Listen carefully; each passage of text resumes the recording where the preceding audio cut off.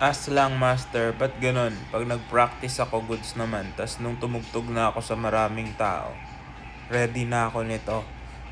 Hindi naman ako kabado, pero nanginginig kamay ko. Ano kaya yung cause? And kung paano daw siya matutulungan? No, si Neil. Okay, Neil. Baka hindi ka pa talaga ready. So, ganito yan.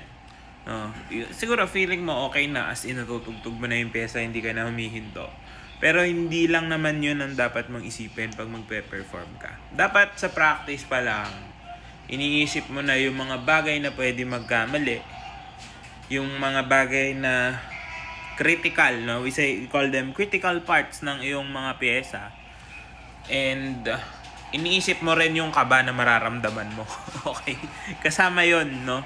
Sabi nga natin, yung kaba hindi na yan nawawala. Andyan na yan kahit gaano ka nakagaling, kahit gaano ka pa kagaling. Talagang kasama yung kaba sa pagiging performer.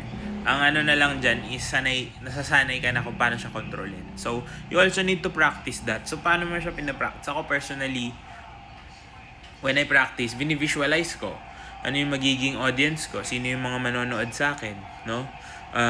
For example, exam yung gagawin ko, or graded, or may jury, ganyan.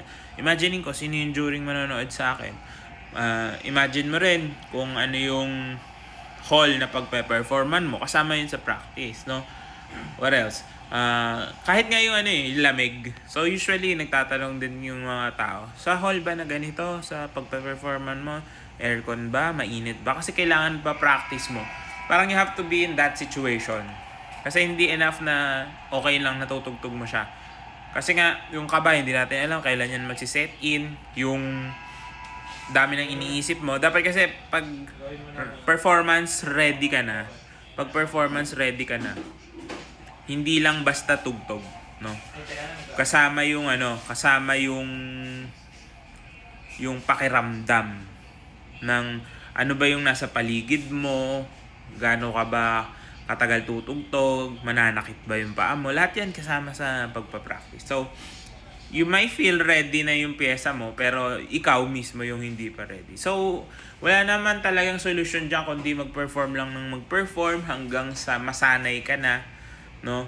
Dadating ka doon sa point na alam mo na kinakabahan ka. So, papaunahan mo na yung sitwasyon, no? Ihahanda mo na yung sarili mo. No, yung iba, kumakain ng saging, kumakain ng mansanas bago yung performance, yun. Yung iba naman, hindi umiihi. Ganon, may mga rituals din kasi kanya-kanya. So, yun, masasuggest ko lang, keep that in mind when you're practicing. Ano ba ang nangyayari? Ano yung dapat mangyari? What type of outcome do you want to happen? And also, isama mo na rin, alamin mo yung oras kung kailan ka dapat mag-practice. So, dahil ang katawan natin, iba-iba yung levels niyan, energy levels, yung motivation natin in different parts of the day.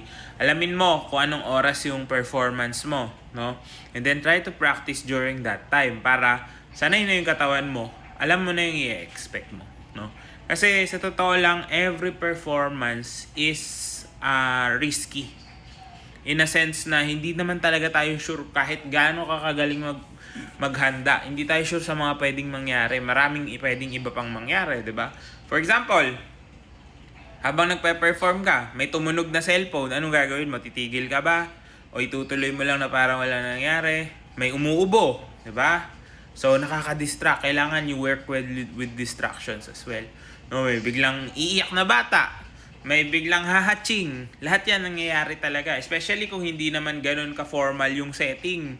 Na parang let's say, casual lang na performance. Di ba? May nag-uusap dito, may nagsisigawan doon, may mga ganyan.